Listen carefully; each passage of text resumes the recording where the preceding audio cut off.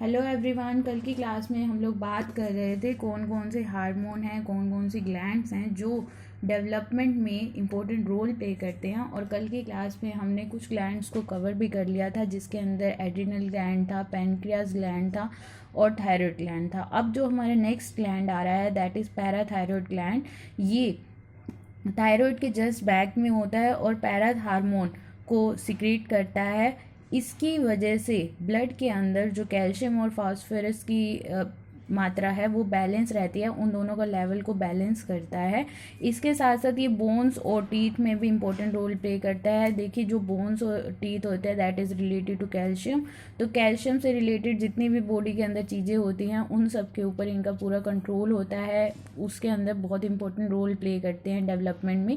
इसके साथ साथ ये इमोशनल बिहेवियर को भी कंट्रोल करता है। नेक्स्ट जो हमारा ग्लैंड आता है दैट इज़ पिट्यूटरी ग्लैंड, जिसे मास्टर ग्लैंड भी बोला जाता है। आप सबको पता है कि इसको मास्टर ग्लैंड क्यों बोला जाता है, क्योंकि ये बाकी सभी ग्लैंड्स में भी अपना इंपॉर्टेंट रोल प्ले करता है और उनको कंट्रोल भी करता है। इसी के साथ साथ इसकी जो डेवलपमेंट है फिजिकल और इंटेलेक्चुअल दोनों को प्रभावित करता है, बौद्धिक रूप से और शारीरिक रूप से प्रभावित करता है। बोन्स और मसल्स में तो इम्पोर्टेंट रोल प्ले करता ही है, बट इसकी वजह से अगर ये बहुत ज़्यादा एक्टिव होता है, बहुत ज़्यादा सिक्रीट होता है, तो जो बोन्स और मसल्स हैं वो बहुत तेज गति से बढ़ने लग जाती हैं, जिसकी वजह से एक ह्यूमन का जो बिहेवियर है वो एग्रेसिव भी हो सकता है। और अगर इसकी कमी हो जाए, सिक्रीशन इसका लैक हो जाए, उसकी वजह से क्या होगा, जो फिजिकल ग्रोथ है वो बिल्कुल ही कम हो जाती है।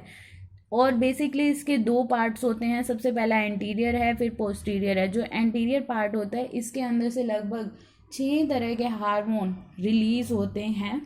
अब देखिए, जहाँ पर हर ग्लैंड में से सिर्फ एक एक हार्मोन हो रहा है, लेकिन सिर्फ यहाँ से पिट्यूटरी ग्लैंड से 6 तरह के हार्मोन्स रिलीज हो रहे हैं जो कि डेवलपमेंट में इंपॉर्टेंट रोल प्ले करते हैं। फाइन। इसके साथ साथ ये कहते हैं कि बोन्स की डेवलपमेंट में भी जो एंटीरियर पार्ट है उसका योगदान होता है। फिर आता है आपका पोस्टीरियर से जो हार्मोन निकलता है उसको पिट्यूटिन हार्मोन बोला जाता है, और ये कंट्रोल करता है वाटर और ब्लड प्रेशर को। बॉडी के अंदर जो बीपी होता है, इसके साथ साथ जो पानी की कमी होती है, पानी की मात्रा होती है, उसको भी कंट्रोल में करता है। नेक्स्ट हमारा आता है नर्वस सिस्टम। नर्वस सिस्टम के बारे में हम सब ने सुना है, ये बहुत ही इम्पोर्टेंट होती है डेवलपमेंट के अंदर। जो बॉडी पार्ट्स हैं उनके अंदर बहुत इंपॉर्टेंट है। इसमें सारे के सारे हमारे सेंस ऑर्गन आते हैं। आप सबको पता है हमारे 5 तरह की ज्ञानेंद्रियाँ होते हैं जिससे हमें सूचनाएँ मिलती हैं, और ये सूचनाएँ ही हमें एनवायरनमेंट को समझने में हेल्प करती हैं। इसकी वजह से हमें टेस्ट का पता चलता है, स्मेल का पता चलता है, हम चीज़ों को सुन पाते हैं और रिस्पॉन्स कर पाते हैं।